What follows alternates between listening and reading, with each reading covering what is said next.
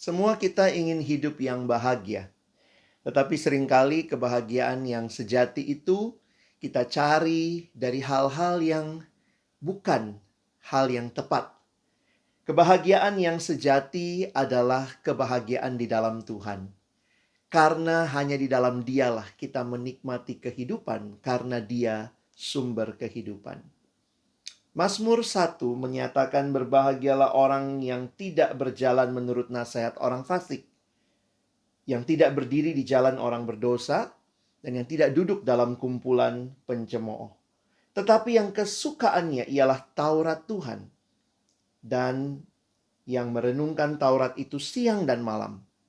Gambaran yang diberikan di ayat yang ketiga, ia seperti pohon yang ditanam di tepi aliran air, yang menghasilkan buahnya pada musimnya, dan yang tidak layu daunnya.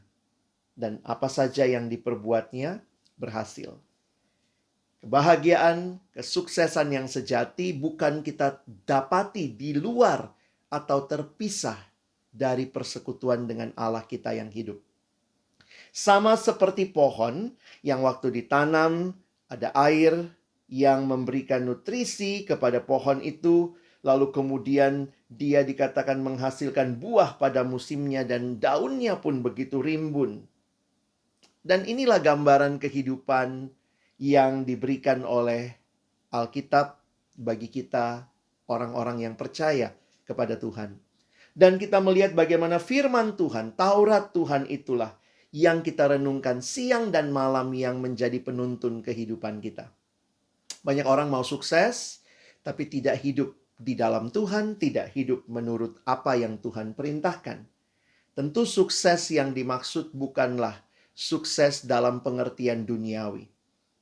Kalau sekadar yang membuat kita senang adalah uang, maka koruptor pun senang ketika mendapat banyak uang.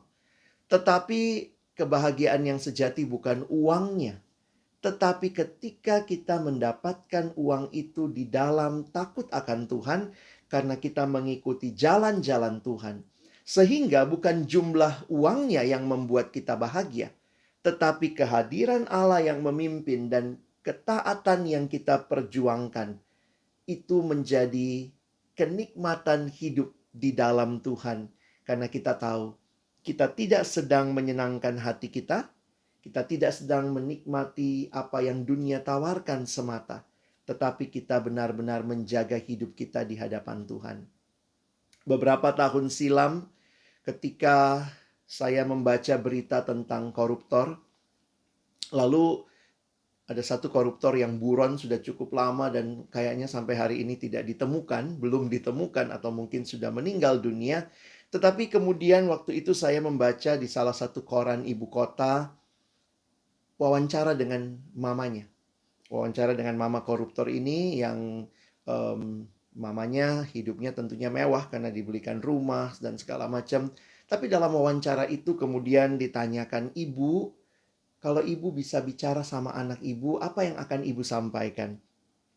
Dia cuma mengatakan, saya kangen lah ya, saya sedih ditinggal anak saya ingin ketemu dengan anak saya.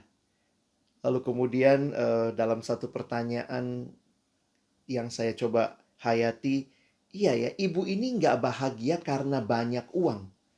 Tetapi ibu ini bahagia ketika anaknya hidup di dalam kebenaran.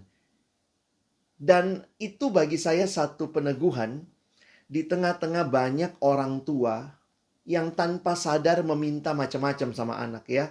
Tentu tidak salah sebagai orang yang sudah melahirkan, membesarkan anak.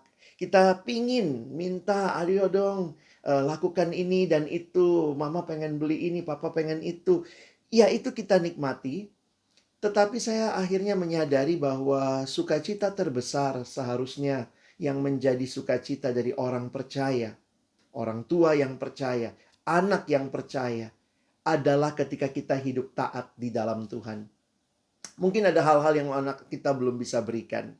Mungkin ada hal-hal yang kita sebagai anak belum bisa berikan kepada orang tua, ataupun orang tua merasa belum bisa membahagiakan anak. Tetapi marilah kita didik keluarga kita untuk hidup taat kepada firman, sehingga kebahagiaannya bukanlah kebahagiaan karena memperoleh sesuatu, bukanlah kebahagiaan karena mendapatkan banyak hal yang kita mau, tetapi kebahagiaan yang lebih mendasar bahwa kita semua hidup di dalam Tuhan, hidup di dalam anugerah Tuhan.